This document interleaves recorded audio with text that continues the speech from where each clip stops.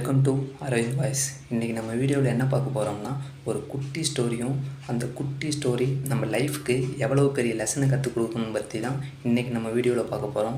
Video செம்ம இன்ட்ரெஸ்டிங்காக இருக்கும். தயவுசெய்து ஸ்கிப் பண்ணாமல் வீடியோவை பாருங்கள். ஒரு ஊரில் 2 நண்பர்கள் இருக்காங்க. அந்த 2 நண்பர்களும் மரவெட்டுற தொழிலை செய்கிறாங்க. தினமும் டெய்லியும் காலையில் பார்த்திங்கன்னா 2 பேரும் ஒட்டுக்கால மரவெட்ட போவாங்க. அப்படி தினமும் போயிட்டுருக்கும்போது பார்த்திங்கன்னா ஒருத்தர் மட்டும் அதிக மரங்களை வெட்டிட்டு வராரு. ஏன்னா அவருக்கு சோர்வும் இல்லை, களைப்பும் இல்லை. ஏன்னா இன்னொருத்தர் பார்த்திங்கன்னா கம்மியான மரங்களை தான் வெட்ட முடியுது. ஏன்னா அதிக சோர்வோட அதிக களைப்போட வராரு.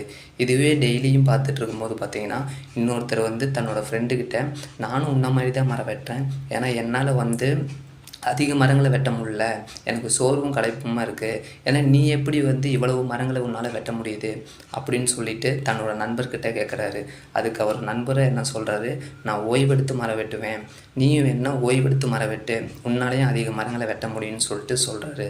அடுத்த நாளே பார்த்தீங்கன்னா இவரும் அதே மாதிரியே ஓய்வெடுத்து மரம் வெட்டி பார்க்குறாரு. அப்படி ஓய்வெடுத்து மரம் வெட்டினாலும் இவரை விட அதிகமாக மரங்களை இவரால் வெட்ட முடியல. இதில் என்னவோ இருக்குன்னு சொல்லிட்டு அதுக்கு அடுத்த நாளே நம்ம போய் பார்க்கலான்ட்டு இவர் ஒளிஞ்சு போய் பார்க்கும்போது பார்த்திங்கன்னா அவர் அந்த ஓய்வெடுக்க நேரத்தில் ஒரு வேலையை செய்கிறாரு. அதை பார்க்கும்போது இவருக்கு ரொம்ப ஆச்சரியமாயிருது, ரொம்ப திகப்பாயிடுது. இதுதான் விஷயமான்ட்டு ஆயிடுது.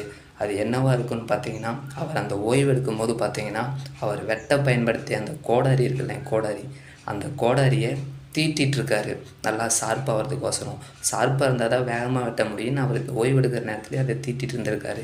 இதை என்ன தெரியுது பார்த்திங்கன்னா, நம்ம லைஃப்பில் என்ன தான் கடினமாக உழைச்சாலும் நம்ம அறிவையும் பயன்படுத்தலைன்னா கண்டிப்பாக நம்மளால் மேலே வரவே முடியாது.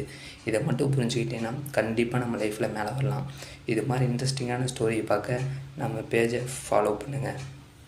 தேங்க்யூ.